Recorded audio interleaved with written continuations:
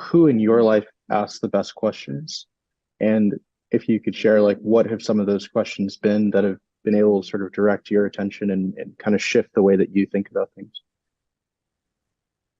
Well, I mean, I think the person who asks the best questions is Charlie Munger.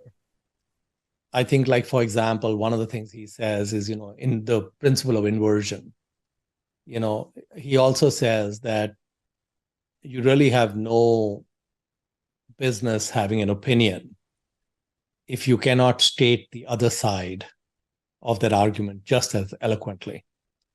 So if you were a big fan of Trump, for example, can you also say why he's so useless? Or if you think he's useless, can you also say why he's so good? And those are hard things for humans. It's hard things for humans to keep two ideas, conflicting ideas in their head at the same time. So, I mean, I think that, rationality, like people ask Charlie, what's the one reason you've done well? He said, I'm rational. He has these great mental models. He's able to run through. I remember I would have these conversations with Charlie about kind of fork in the road issues I'd be facing with Dakshana, for example. He's never been to India. He doesn't really have, the frameworks and all that. But before I've even articulated the question, he's given the answer. And it's a perfect answer. So I think Munger runs through so many scenarios like that so well in his head.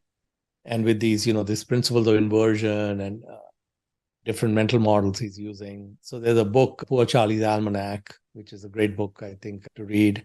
He gave a talk at Harvard many years ago, The Psychology of Human Misjudgment. And that's an incredible talk. I try to reread that every year.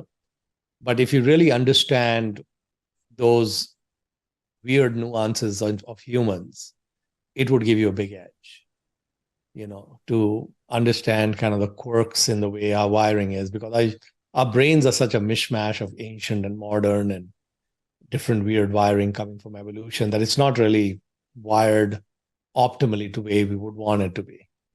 And so understanding those quirks can give you a big leg up. But yeah, I always find that Charlie has the best questions.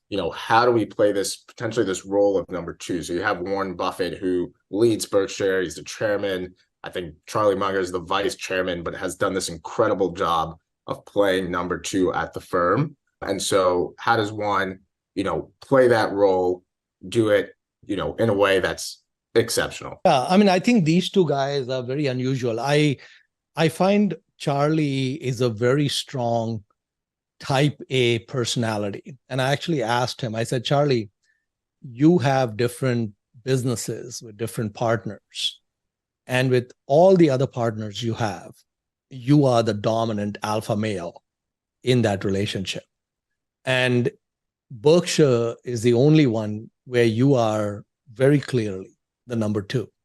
So I said, I cannot imagine you ever making a decision to be number two to anyone, right? He said, why wouldn't I want to be number two to Warren Buffett? What kind of no-brainer is that? So he said, of course I want to be number two. But Warren has a quote. He said, Berkshire has been created with the architectural model created by Charlie Munger. My role has been that of a general contractor. So what Buffett is saying is that Munger basically came up with what Berkshire should be. And they actually didn't even have the framework. It evolved over time. But it was really Charlie who was kind of leading the charge. Even today, Charlie's a big proponent of paying up for the better businesses.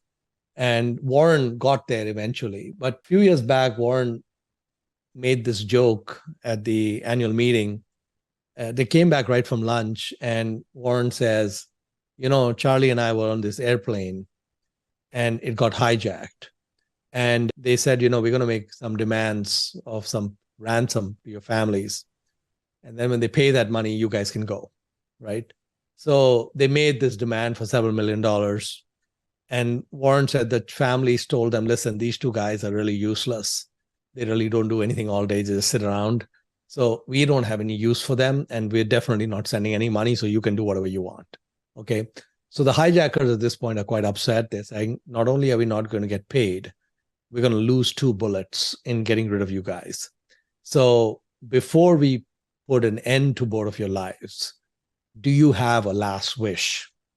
And Charlie raises his hand and says, I'd like to talk one more time about the virtues of investing in Costco. And Warren says, shoot me first. Okay, so he tried so hard to get Warren to pay up and take a stake in Costco. And Warren just could never get that, right? And now Warren regrets it. It's been a great investment. And Charlie was on the board of Costco. He's telling him this is unbelievably great business. And so, so the second in command is a very unusual role, but it's the power of Charlie's mind that he even was able to accept that, being the alpha male that he is. And it's worked out beautifully. And it's amazing that he doesn't, Warren and Charlie say that they've disagreed many times, but they've never had an argument, which is remarkable. And Charlie's very opinionated. So even in a situation like Costco, where Warren is, he knows clearly Warren is wrong, he just accepts that he's the boss and I'm the helper. And of course, Warren understands that Charlie's really the architect. So it's a great partnership.